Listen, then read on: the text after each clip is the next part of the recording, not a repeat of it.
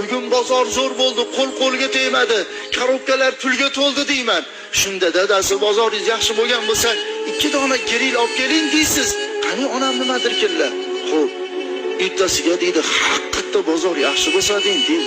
Ertaroq shuni qilmagan ekanman deb uyga kelib xotinga maqtanib, "Xotin, bunaqa bo'ldi, bunaqa bo'ldi" deb desam, xuddi o'rgatilganda dadasi, agar bozoringiz yaxshi bo'lgan bo'lsa, 2 dona gril olib keling dedi. Onamga deb qarasam, ko'zlari yalt qildi-da, "O'g'lim, ha, agar bozoringiz yaxshi bo'lgan bo'lsa, biror shiq to'rg'ama shashlik olib keling. Qandaydir tilim yuchiga ta'mi kelib qoluvdi." Tashqariga chiqib tortib yig'ladim, "Qoraka, ha?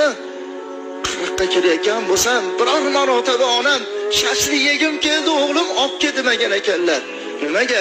Peshana teri qilib topayotgan pulini, qiynalib topayotgan pulini menga yedirib qo'ymasin deb aytmayotgan ekanlar" deb tortib yig'ladim.